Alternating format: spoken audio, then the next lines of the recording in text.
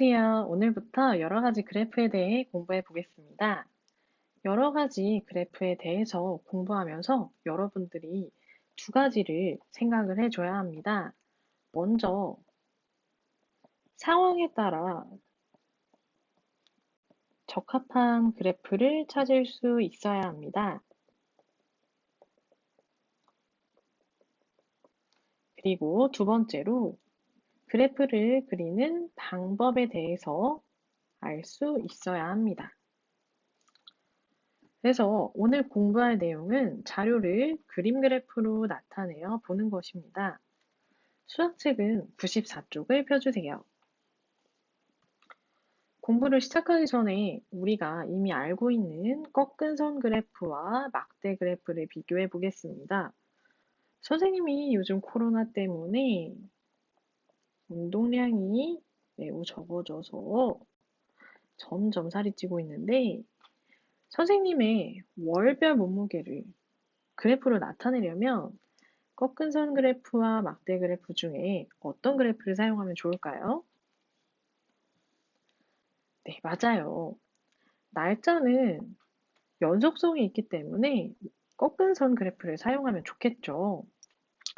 2월, 3월, 4월, 5월 그래프 몸무게를 연결하면 몸무게가 어떻게 변했는지 알 수 있습니다.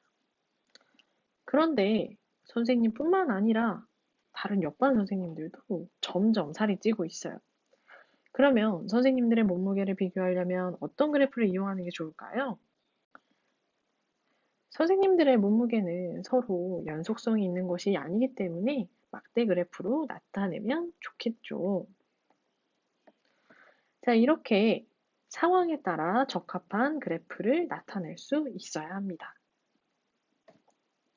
그러면 94쪽을 보겠습니다. 영상을 잠깐 멈추고 94쪽에 있는 문제를 풀어보세요. 네, 그러면 지금부터 같이 풀어보겠습니다. 이 그램 그래프는 우리나라 권역별 초등학생 수를 조사하여 그림 그래프로 나타낸 것입니다. 그런데 우리나라에 초등학생이 아주 많죠. 만약 초등학생 한 명을 하나의 그림으로 그린다면 어떨까요? 우리 학교는 충청 지역에 있으니까 우리 학교에만 1000명이 넘는 학생이 있으니까 아마 여기에 1000개를 넘게 그려야겠네요. 자, 그렇게 되면 우리가 이 지도 안에 초등학생을 모두 나타낼 수 있을까요? 네, 없겠죠. 자, 그러면 어떻게 하면 좋을까요? 학생들을 묶어서 그림으로 나타내면 되겠죠. 그래서 여기에는 10만 명을 묶어서 큰 사람으로, 10,000명을 묶어서 작은 사람으로 나타냈습니다. 이런 것들을 우리가 범례라고 부릅니다. 여러분들도 그림 그래프를 그릴 때는 이 범례를 어떤 그림으로 나타낼지, 그리고 어떤 단위를 묶어서 나타낼지 정해야 합니다.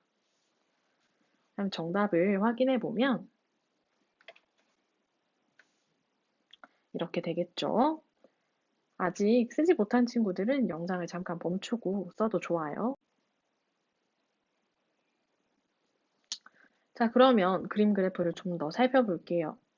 초등학생이 가장 많은 권역 어디일까요?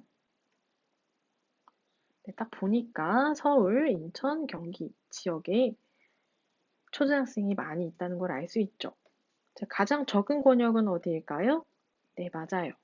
제주도가 되겠죠. 그렇다면 강원 권역의 초등학생 수는 제주 권역의 초등학생 수의 몇 배인지 한번 세볼게요. 먼저 강원도는 하나, 둘, 셋, 넷, 다섯, 여섯, 일곱, 여덟. 작은 사람이 8개 있으니까 8만 명 되겠죠? 자, 제주는 작은 그림 4개가 있으니까 4만 명이 되겠죠? 자, 그러면 몇 배죠?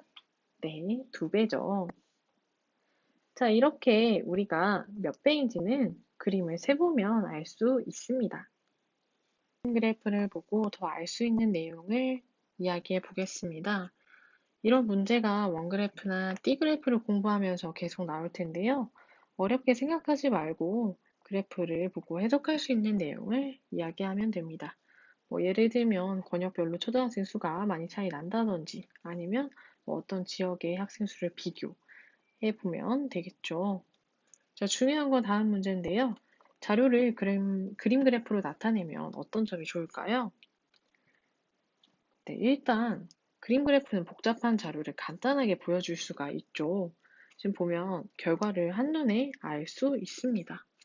또 그림 그래프는 위치를 나타낼 수 있다는 게 가장 큰 장점이에요. 그래서 지도와 같은 곳에 자료를 나타낼 때 아주 사용하기 편리한 방식입니다. 자, 그럼 95쪽으로 넘어가서요. 문제를 풀어볼 텐데요. 영상을 잠시 멈추고 문제를 풀어봅시다. 네, 같이 풀어보겠습니다. 우리나라 권역별 초등학교 수를 나타낸 자료죠. 자, 그래서 초등학교의 수를 100의 자리까지 나타내 보려고 하는데요. 우리가 어렵게 생각하지 말고 알고 있는 어림의 방법으로 풀어보면 되겠죠. 자, 올림하거나 버림하거나 반올림하면 될 겁니다. 이건 정답이 있는 건 아니고 여러분들이 정한 방법으로 표를 완성해 보면 됩니다. 자, 선생님은 이렇게 완성해 보았어요. 자, 그러면 여러분들 이 정한 방법을 통해서 표를 완성하고 준비물 5를 이용해서 그림 그래프로 나타내 볼게요. 선생님은 아까 완성한 표대로 이렇게 완성해 보겠습니다. 자, 그러면 다음부터는 여러분들도 쉽게 풀 수 있으니까 같이 빠르게 풀어볼게요. 자, 이 그림과 이 그림은 각각 초등학교 1000개와 100개를 나타냅니다. 자, 그림 그래프를 보면 초등학교가 가장 많은 권역을 빠르게 찾을 수 있습니다. 자, 이 큰 그림이 많은 거 찾으면 되겠죠? 네, 서울, 인천, 경기 지역입니다. 그러면 마찬가지로 가장 적은 권역도 바로 찾을 수 있겠죠? 네, 한눈에 딱 결과가 들어오죠? 제주 권역입니다. 자, 그림 그래프를 보고 더 알 수 있는 내용, 아까 전에 이야기했죠? 해석한 내용을 이야기해 주면 됩니다. 자, 이런 것들을 이야기해 주면 돼요. 자, 그래서 자료를 표로 나타냈을 때와 그림 그래프로 나타냈을 때 어떤 차이점이 있을까요? 아까 전에 그림 그래프는 결과를 한눈에 알아보기 쉽다라고 이야기했습니다. 자, 마찬가지로 그림 그래프로 자료를 나타내면 권역별로 많고 적음을 쉽게 파악할 수 있습니다. 하지만 아주 세세하게 보기는 어렵겠죠. 아까 전에 어림값을 그림 그래프로 나타낸 것처럼 정확한 수치는 나타내기 어렵다는 단점도 있어요. 자, 그러면 우리 친구들이 그림 그래프를 잘 그릴 수 있는지 알아보기 위해서 과제를 제시하겠습니다. 우리 설문조사로 했던 내용들이 기억나죠? 자, 여러분들이 대답한 내용들인데요. 줄무초 6학년 친구들이 가장 행복할 때를 아래 표로 나타냈어요. 잠잘 때, 그리고 취미생활을 할 때, 컴퓨터나 핸드폰을 할 때, 그리고 기타 항목으로 되어 있는데요. 이거를 그림 그래프로 나타내 볼 거예요. 자, 이게 행복이라는 걸 범례로 나타내야겠죠. 그래서 선생님은 행복하면 항상 웃으니까 큰 스마일을 10명, 그리고 작은 스마일을 1명으로 생각하고 그림 그래프를 그려볼게요. 우리 학교 친구들이 빨리 학교에 왔으면 좋겠으니까 자, 학교를 그려보고 항목이 4개니까 이렇게 4개로 나눠볼게요. 행복할 때를 써보도록 하겠습니다.